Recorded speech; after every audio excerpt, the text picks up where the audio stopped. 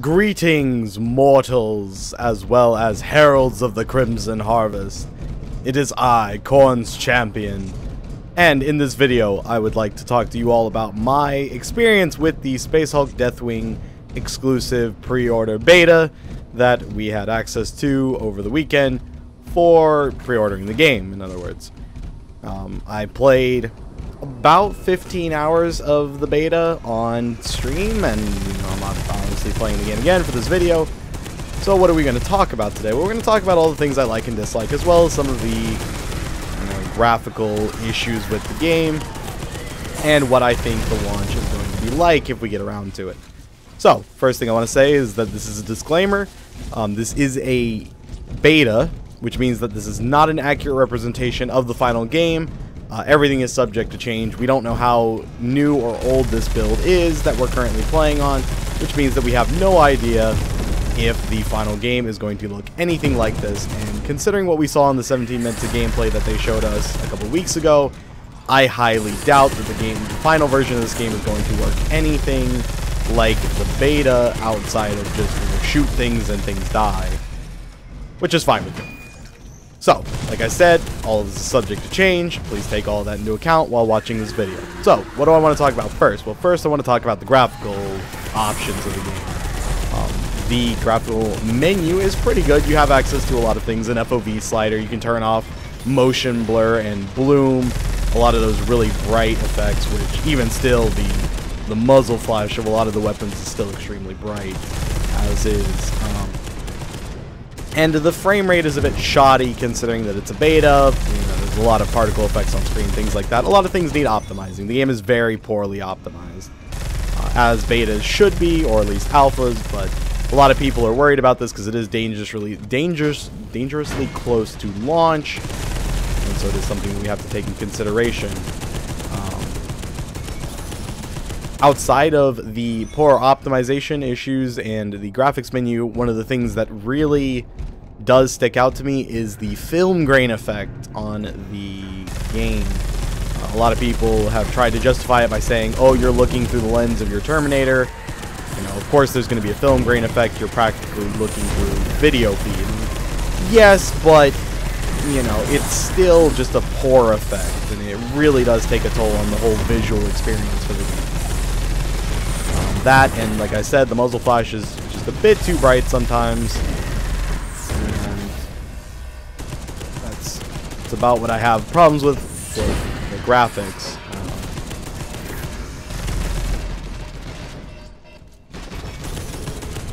So, what are we going to talk about next? Next, we're going to talk about all the things that I like about the game, because I want to start off on a good note for this part, and I want to talk about all the things in the game. This game is beautiful. This game is absolutely beautiful. It is so nice to look at. Everything aesthetically in this game is 100% accurate as far as my knowledge of the Warhammer 40k universe and Space Hulks. The armors on the Terminators are exquisitely detailed. The weapons are exquisitely detailed. You can read the purity seals on the walls. Some of them, not all of them. Some of the purity seals are readable. Some of the ones with smaller text are not as readable. A few words can be picked out, but not everything. Gene Stealers are extremely good looking. The environments are fantastic. Everything aesthetically in this game is just incredibly well done. The Unreal 4 engine is beautiful and perfect for this game. Absolutely fantastic. I do love it. The game has a lot of little nice features, such as the barrels heating up on the assault cannon as you fire it. They get a nice bright reddish orange as you unleash 400 rounds worth of assault cannon ammo into your Gene Stealer enemies. The game is pretty fantastic, and that is what the game is. The game is pretty much you are playing as Terminators, you are fighting Gene Stealers and their hybrid counterparts, or minions I guess is the best way to put it, and you are in a Space Hulk. This area, this giant engine area with the gears in the background, you can see them, they just absolutely massive. The environments in this game go from really tight corridors where you're walking single file to these huge open areas. I mean, it just looks so good. Everything is so good. You guys will be able to hear Commander Belial in the background. His voice acting is pretty good. I think it lacks a bit of emotion, a bit of that righteous zealotry, that fervor. It lacks a little bit of it, but he is a Dark Angel, and I can understand them being a little bit, what's the word that I want to use? I don't know, maybe lacking a bit. But the dialogue is not too bad. It does have that Warhammer 40k aesthetic. Next thing I want to talk about is some of the sound effects in the game, because with the exception of the Stormbolter and the Plasma Cannons, both the Spear of Caliban and the Plasma Cannon, the sounds for the weapons are pretty good. The Assault Cannon sounds really good. The Vengeance Cannon sounds great. The Redemption Shotgun Bolter has a very satisfying boom to it. The creaking of the Hulk and just all of the like world effects, the clattering of claws against metal as you stand in quiet areas. You can hear the Genestealers moving around you. It's nice. It has a nice atmosphere to it. The game plays well as far as I'm concerned. The shooting feels good. I'm under the assumption that my standards are probably a little low, but as far as I'm concerned, the shooting in the game is good and not too repetitive. The Genestealers definitely lack a bit of AI, or lack a bit of intelligence is I guess the best way to put it. As they just kind of move towards you single file sometimes. Really don't go out of their way to do anything too fancy. Here we are fighting the Scythe Strain, which are kind of the biggest enemies of the Genestealers. You can see they are quite large. Not the biggest enemies in the beta. Sorry, there are more strains of Genestealers that we have yet to see coming in the full game. As far as your access to weapons, it was kind of limited for the beta. Like, we obviously do not have access to nearly the same amount of weapons that we have been told will be in the full game. We're missing a few bolter variations and the grav cannon as well. So it'll be interesting to see what they do to implement all of that stuff. The melee weapons are satisfying to use. Whenever you hit things with them, blood splatters everywhere. It makes me very happy as a champion of Khorne. The gore in the game is fantastic. The gore effects are super good. You see I just unlocked the Vengeance Cannon right there. We'll talk about progression next, I guess. Just unlocked the Vengeance Cannon in-game. Beautiful weapon to use. Absolutely fantastic. It's my favorite weapon from the beta, with the Spear of Caliban being the second. Absolutely adore using it. It's the best. Here's one of the areas where the frame rate drops a little bit. That's what I was talking about. This area starts getting lit on fire and the amount of corpses start piling up. The Genestealers. It does get a bit hectic. It definitely gets a bit hectic, and you're just kind of firing in every direction, hoping you don't jam or run out of ammo too often, which with the Assault Cannon you don't. Like I said, you can see the gore effect, the gore physics, the intestines on the ground, the way bodies ragdoll. The ragdoll's fantastic. I'm a big fan of ragdoll effects, especially on the gore. Yes. Now there is an option to turn friendly fire on. It's not an option that I will ever be using, because I'm extraordinarily good at killing teammates when friendly fire is available. So we will not be doing that. But it is an option that isn't available. So as far as that, what do I want to see? Weapons don't have a lot of weight to them in this game. You definitely don't really feel like you're hitting things when you use your melee weapons. Things just kind of take damage in front of you, and that's about the feedback that you get from using weapons. Using them is satisfying, but you just don't get the feedback compared to a game like Vermintide, which has excellent weapon feedback. So one of the big problems that I have with the game, and obviously my thoughts are not going to be too coherent for a lot of this, but one of the big problems I have is that you also have no damage feedback for yourself. As the player character, you never really know when you're truly in danger. I mean, you can just be fighting as hard as you can. You're going to town on a bunch of Genestealers, and then you just keel over and die, and you don't really understand why or how, and there's no good way of knowing when you're really in danger. So that's a big problem.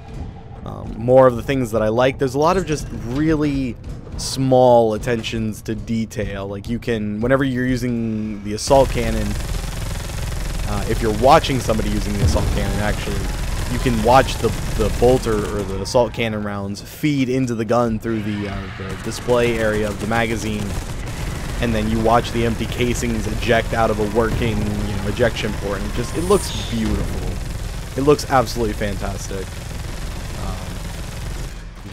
Oh, there you go, weapon jamming. Weapon jamming was something that I was worried about in this game, but weapon jamming actually isn't too bad. It definitely adds a bit of tension, because you could just be, you'd be facing down like 20 or 30 gene stealers going to town, and then all of a sudden you run out of bullets, or you're jammed, actually, is the scarier thing. Is that you jam and you're, it's like 5 seconds that you can't shoot, so you're flailing your power fist around trying to kill the gene stealers that are in front of you. But it's still fun. It's still a cool feature. It's definitely not too bad. I was afraid that it could be really bad, but the jamming is not too bad. You shoot a lot of bullets very quickly. And actually, I'm going to switch over to the Vengeance Cannon now, because it's like I said, it is my favorite weapon to use. I just want to use it. Now in the beta, you do have this nifty inventory screen like that, but in the full game, from what we understand, you won't be able to change equipment unless you use a Cygate as a librarian to go back to your loadout area, which I think is cool. I think that's a good feature. I like it. I like it like that. I don't like being able to switch mid fights or mid level just on the whim. You actually have to go back and do it. It's a much better system. But the Vengeance Cannon, like I said, is absolutely beautiful. That's the Spear of Caliban that you're seeing. My second favorite weapon. It is a multi-shot plasma cannon. You can see it there. It is absolutely beautiful to look at. So, let's talk about some of the things that I don't like in the game. We're gonna spend probably the rest of the video talking about all of the things that I don't like in the game. So at this point, the video is probably going to be not necessarily negative, but it is going to be talking about all the things that I wish to see different. We talked about film grain and muzzle flash, the muzzle flash being just a bit bright, as well as the film grain effect being very annoying and just needs to go away. What do I want to see? Or what do I dislike that I want to see change? Well, like I said earlier, the damage feedback on the player character, like you never truly know when you're in danger. Hybrid auto guns, the conventional weapons of the 41st millennium that are used by the hybrids, they do a lot of damage to Terminators. You can see them there. Now the heavy stubber, I can understand the heavy stubber. It's a light machine gun-ish. It shoots a big bullets. I can understand it being a bit scary. But the regular auto gun, it's so deadly to Terminators. It really is. The motion of Terminators is very good. The way they walk and move and feel, it feels good. They're a bit too squishy in my opinion. So I'd like to see Terminators a bit beefier. But we may or may not see that. And it also depends on what difficulty you're playing on as well. For the most part, at least for the Assault Cannon and the Vengeance Cannon, enemies aren't too bullet spongy. The hybrids are a bit bullet spongy, but the Gene Stealers are not too bad as far as I'm concerned. Even though you are firing bolter rounds, which it's a balance thing, and I understand it. But there is some instances of pretty bullet spongy enemies. Next on my list of complaints is the shield. Because as far as I'm concerned, they really did talk about the damage compartmentalization of your armor. They were very excited to talk about armor pieces taking damage. Oh, if you lose your arm, or if your arm gets too damaged, you won't be able to use your weapon. Needless to say, with the fact that the Apothecary can insta-heal you and fully repair your armor, which for the gameplay is necessary. Like if the Apothecary wasn't set up the exact way that it is right now, the Apothecary would be very hard to use. The game would be very difficult on I think an almost unfair level. So the Apothecary works fine. But the problem I have is that you as a Terminator are so squishy that you will very rarely ever actually lose your armor. Like your arms will almost never become unavailable to you, especially on hard difficulty. Which on hard difficulty you will die long before any of your armor pieces actually become too damaged to use. Which once again I think is a big problem, and it may need to change. I did make a forum post, so I've tried to tell the devs as much as I possibly can about what I think. This video should help reinforce it if they see it. But yes, I think Terminators are just a bit too squishy for the armor compartments to actually really matter. Plus the Apothecary has this AoE heal that just heals everybody. It's so strong. And the Apothecaries have to be strong, and I understand that. Next, the unlimited ammo. The unlimited ammo is necessary for the progression of the game and for the style of gameplay that you're experiencing, which is a horde shooter. You know, bolter ammunition is obviously not very, what's the word that I want to use? Place the data transmitter. It will send information abundant. Bolter ammunition is hard to come by, so I understand having unlimited ammo, but it really does take away from some of the tension in the game. The location of the ancient ship. It's just you just have unlimited ammo, and you have those full instant heals from the Apothecary. A lot of the tension of the game really is taken away from it, but the gameplay is still fun nonetheless.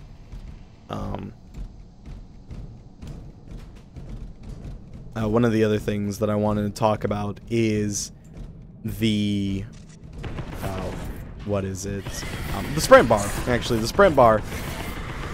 Just basic walking with the Terminators feels good. Like, you have a bit of weight to you, a bit of clunkiness. As you turn and go around corners, your arms, you know, they get a little stuck on things. Your weapons get caught on corners and walls, and the way your armor turns, it's good. It's good. But the sprinting, I mean, Terminators don't really sprint much. They have the ability to sprint, but the way they can just stop on a dime and turn instantly, it breaks a bit of the immersion for a true 40K fan. You know, somebody who actually understands the lore of Terminators. The sprinting is just more of an obnoxious nitpicking than an actual detriment to the game, but I choose not to sprint too much. I just like the feel of the Terminators walking. It feels good, it does, but the sprinting is just a little out of place, considering you go from walking to a sprint instantly, and you also go from sprinting to a walk instantly. Here's one of the other things. It's cool that this, if you shoot the legs off of a Gene Stealer, they will fall to the ground and start skittering towards you. But the problem is that with the lack of damage feedback to the player character, it's very hard to realize that you're actually under attack from a skittering Gene Stealer. Like, you can look down, but obviously not too far. But you can't actually see your... Well, you can see your feet while you're walking, but you can't see them while you're standing still, as it should be. But it also makes it very hard to deal with those Gene Stealers that are kind of below your line of sight, the ones that are skittering around on the ground. And it can be kind of annoying when you're like, what am I taking damage from? And then you look down and, you know, there's nothing there. Next on my list of things to talk about is the shield. Now, the storm, or yeah, I believe it's called the storm shield in this game. The storm shield is very large in this game. When you look at the storm shield model, it is very large, and the storm shield is attached to the left arm of a Terminator. And when the Terminator blocks with the shield, he puts it in front of his chest piece. Now, the problem that I have with it is that even when you're blocking with the shield, which is large enough to cover your entire chest piece, it doesn't stop you from taking your chest damage. And the chest piece of your Terminator is their overall health bar. You know, when your chest piece goes black, you die. That's what it comes down to. And that can happen very fast. You can die very quickly in some certain scenarios. But the shield does not block damage, or it blocks damage, but any damage that it goes through it, instead of damaging the left arm, it just goes straight through your chest. So if you're walking towards a group of hybrids using auto guns, and you put that shield up, there's a pretty decent chance that you're going to die to the auto guns before you can get to them. It happened to me a few times, and I saw it happen to other people. They just, even with the Storm Shield, your survivability just really isn't there so much. But I think that's just not working as intended. Like, I honestly believe the developers wanted the Storm Shield to block damage from the chest and do damage to the arm, but it didn't happen in the beta. Now, once again, I have to give the disclaimer that everything that you're seeing here is subject to change. Additions will be made and things like that, so hopefully we'll see a better use of things like the Storm Shield in the full game.